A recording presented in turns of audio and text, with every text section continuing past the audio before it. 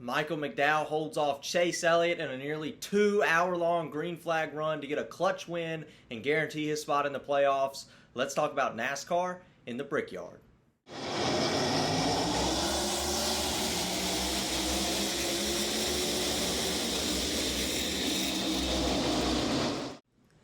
Hello everybody, welcome to Dirty Air. I'm your host Alex Lambert, and let's talk about NASCAR at the Indianapolis Motor Speedway, where Michael McDowell was able to get a clutch win, guaranteeing his spot into the 2023 NASCAR playoffs, and he did it in an impressive fashion. Had to hold off guys like Chase Elliott, Daniel Suarez, who had a bad pit stop at the end of the race. We'll also talk about some guys that had really disappointing days. Allmendinger, Kyle Busch running into some issues in this race. We'll break down everything on Dirty Air as the playoffs continue to tighten up as well. So let's get on into it. Michael McDowell, major clutch win all season long. We've been talking, is he above the cut line? Is he going to be below the cut line? He's been close on points, on the bubble all season long. Finally able to get the win today in Indianapolis. Those are some big race wins for him. He's won Daytona and Indianapolis. That's very impressive, and that's really cool for him to win two of the most popular racetracks in the world.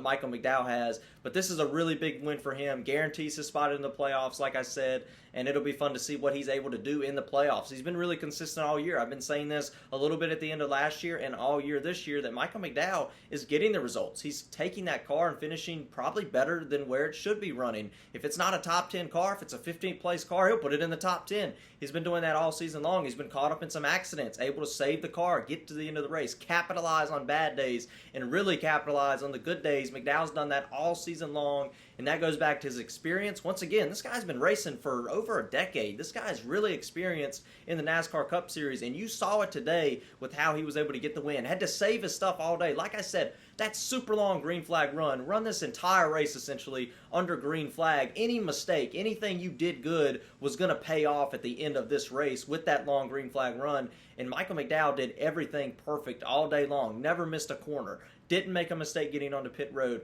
Stayed focused for the entire race and was able to do that and get the win. Had to hold off Chase Elliott at the end. You can't use your stuff up if you're leading big, because then, obviously Chase Elliott could save his stuff a little bit, get by you. And then you can't save too much, because then Chase Elliott could gain on you. He did everything so perfect, and that goes back to that experience Michael McDowell has, and that is so impressive.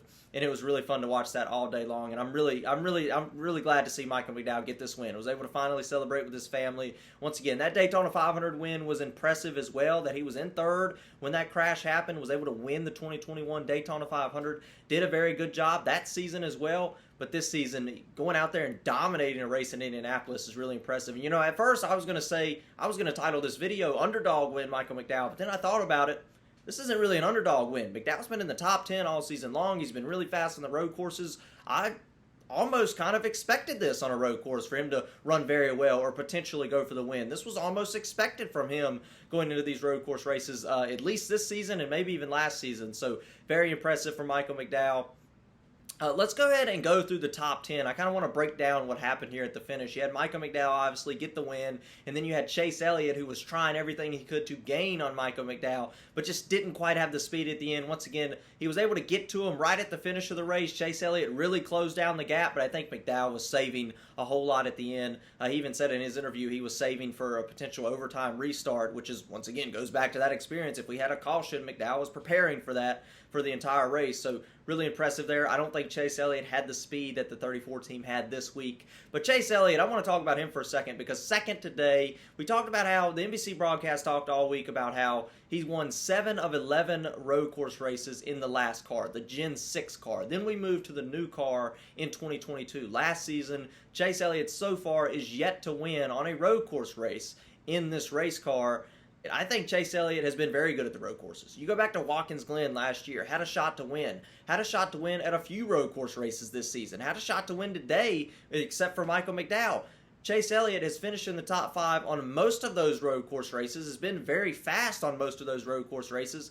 I think Chase Elliott, maybe he didn't win any last year. Chase Elliott's behind this year. That's why he hasn't won a race yet. Once again, he's missed plenty of races. He's out of that rhythm. That makes it really difficult to win. He's finished second today. I think Chase Elliott still has that road course stamina. I think Chase Elliott is still a good road course racer, and I think that he's got a good shot to win next week at one of his best racetracks, Watkins Glen. So they're talking about how he hasn't been that good on road courses the last 2 years. I disagree. I still think he's been in contention for multiple wins at road courses. He just hasn't got it. He really went 1 year without one. Hasn't got one yet this season, but we still have a few more coming up, and he's behind this season. It's Daniel Suarez finishing in the 3rd position, a disastrous, heartbreaking pit stop for him. We started off the race. Daniel Suarez started on pole, but was not quite as fast as Elliott, Michael McDowell. They were able to kind of go by him early on in the race. But then Daniel Suarez really gained some speed at the second half of the race. Coming into the closing laps of the race, Daniel Suarez looked to be the fastest car again and had a good shot to win the race. Comes down pit road, a disastrous pit stop. The hose that holds the pit gun in place somehow got kind of wrapped around. It fell underneath the tire of the car when they dropped the jack. It fell on top of the hose. The tire fell on top of the hose, making the jackman that run all the way to the other side of the car. He had to run all the way back, jack up the car again. That's enough time. When you're talking about pit stops that are 9 seconds long, you can't lose a tenth of a second. That was enough to cost him the win right there, especially with the green flag runs. Goes back to the long green flag run I was talking about. He didn't have an opportunity to make it up from a caution, so that was a really disastrous mistake by the pit team there. And you hate to see that for Daniel Suarez, who's had a really rough season so far, and today showed a ton of speed. Looked like he had a great shot to get the win. Tyler Reddick didn't really have a whole lot of speed all day long. Or he was fast. He was top 5 speed, but in his post-race interview was complaining about how he didn't have winning speed like he was expecting to have. Just had a little bit of, I know the NBC broadcast was talking about it, trying to play catch-up a little bit all weekend long as far as trying to be the fastest car of the race weekend. So, unfortunately for Tyler Reddick, unable to get 2 wins in a row at the Indy road course. He was last year's winner, but still a solid top 5 day for Tyler Reddick, and we'll have to see what he can do moving into the playoffs as well. Definitely running a little bit better. Got to fix those pit stops. It's been a concern for 23XI for 2 seasons now. Alex Bowman, solid 5th place finish.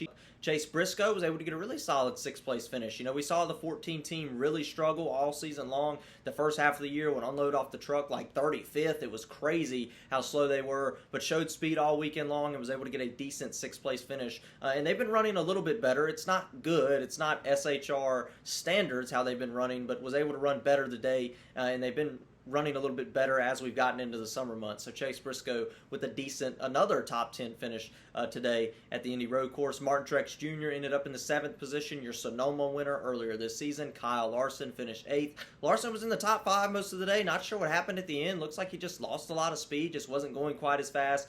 Maybe had a little bit slower pit stop, but finished in the top 10, finishing 8th today. And Christopher Bell, who run about in 9th place all day long, was able to finish in the 9th position. And we had Shane Van Gisbergen, and I want to make sure I say that right this time. But Shane Van Gisbergen with another solid top 10 run today. First race ever at the Indy road course against guys that have run at this racetrack now 3 times. I still think that's pretty impressive to get a top 10. I think that's actually very impressive that he was able to once again run in the top 10. You didn't see any of the other road course ringers running up front like that. Once again, Shane Van Gisbergen, what he's been able to do in NASCAR, win in Chicago a few weeks ago, or about a month ago now, and then obviously running the top 10 today is very impressive. I like Shane's attitude. I listened to him on the interviews. He seems very in touch with what's going on. He's looked at video feed. He's seen what's going on. He's been doing his work, and as a fan, you really like to see that. Somebody coming in, not taking this as, well, we're just going to come out here and have fun. He's taking it very seriously. He says he has fun with it too, but he's taking it very seriously, and that's definitely what I like to see, and that's why he's getting some decent results. Top 10 in every race he's ever run in the first 2 races. He said in his post-race interview, it was interesting. He said it's really aggressive but fair, and I like that as well. He said he run into a couple of guys sometimes, and he would get hit back, and then sometimes he would give guys a lot of room, and then he would get room back. So that's how it works in NASCAR, and I'm glad Shane was able to have a good race and finish in the top 10. Definitely a good run for him. I talked about a couple of guys that had really bad days.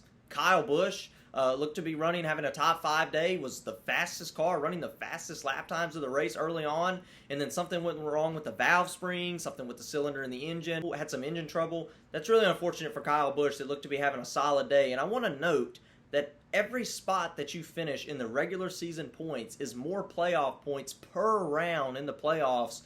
How many of those has Kyle Busch given up this summer? Wrecked last week in Michigan with the top 5 race car, potentially. Had a bad day in Pocono. Wrecked in New Hampshire with the solid race car. This is getting really frustrating. Kyle Busch's summer slump is continuing right now, and he's giving up a lot of points, which is a concern. So hopefully Kyle Busch can find some speed at Watkins Glen next week and get ready for these playoffs come Darlington, and it'll be interesting to see what he can do. I know Kyle Busch had a summer slump in 2019 when he won the championship. I do want to mention that, but Kyle Busch is just not not getting the results right now, and that's where it counts, is getting the results. Finishing where you should be is where it counts, and we'll have to see if Kyle Busch can try to fix that. Obviously today that wasn't really his problem. It seemed like it was more of just a mechanical failure, but it's still frustrating. It's like it's something different every week, and that's usually not a good sign either. AJ Allmendinger really was not having a good day. You see here he gets turned by the 12 car. Ryan Blaney turns up the track a little bit. That puts AJ Allmendinger, slides him around through the grass onto the main racetrack. A really bad day for AJ Allmendinger. I was expecting a little bit more out of him at the road courses. This is your 2021 Indy road course winner, and he wasn't even in contention today. He was slow all day long. He has not been good at the road courses this season like I was expecting him to. He won this race 2 years ago on a part-time schedule. He's been in contention for multiple road course wins in the Cup Series on a part-time schedule. He goes to Watkins Glen next week, where he has won before in 2014. It'll be interesting to see if he runs at least a little better. I don't think he's going to go for the win, but if he can run a little better at his best racetracks. It's been disappointing to see how he's been running the last few weeks. Let's take a look at the playoff grid now. Once again, that puts your 13th different winner on the grid. Michael McDowell moves him up to 12th on the playoff grid and guaranteeing him in the playoffs. Now, I've been talking all season about how I think Brad Kate, Kevin Harvick's guaranteed in. Well, they're starting to sweat just a little bit because it's getting a little closer. 2 more winners, and one of those 2 is going to be out. And it's only a 2-point difference from Kevin Harvick and Brad Keselowski. Daytona, you don't want to go into Daytona on the bubble. So you're hoping, you're praying next week at Watkins Glen that it's another repeat winner. You want it to be Martin Truex. You want it to be you or somebody that's not a Chase Elliott or Daniel Suarez or somebody that is below the cut line, because if somebody below the cut line wins, you're really getting put on the hot seat there if you're Brad Kate or Kevin Harvick, because going into Daytona, you never know who could end up getting the win there. Somebody who's 30th in points could win at Daytona. We've seen that before, and it could happen again. Anybody can win at Daytona, and once again, you don't want to be in the hot seat. You don't want to be 16th on the board going into Daytona. Now, Bubba Wallace doesn't really have much of a choice right now. He's not going to be able to catch Brad K on points, but once again, he's trying everything he can do to stay above Daniel Suarez. Suarez had a solid day, got a bunch of stage points, was able to kind of eat into that Bubba Wallace point lead over the cut line. Bubba Wallace is not very good on road courses. He needs to get through Watkins Glen next week, and then Bubba Wallace will have to take Daytona and see what that gives him. Ty Gibbs with a really bad day. He was running up front early on in the race, got spun early on, just could never recover. 49 points below the cut line now. Ty Gibbs, I would say it's a must-win situation, not mathematically, but I would say that's most likely a must-win. Chase Elliott, Alex Bowman, both 80 points out. They've both got to go for wins. No shot they're going to make it in on points. So Chase Elliott trying to win next week at Watkins Glen. Alex Bowman, we'll see if he can get it done going into the next 2 races. 2 races remaining in the regular season this season. So that's it. That's really all there's to talk about NASCAR at Indy. Watkins Glen is a really good road course race, usually one of a lot of fans' favorite road course. That is next week in New York. Should be an exciting race. We got a couple of guys to watch. We got Daniel Suarez to watch, who was fast today. We got Chase Elliott, who's won there multiple times and was really fast today at a road course. Got to watch those 2 to try to kind of shock the playoff grid a little bit more going into next week. It should be exciting.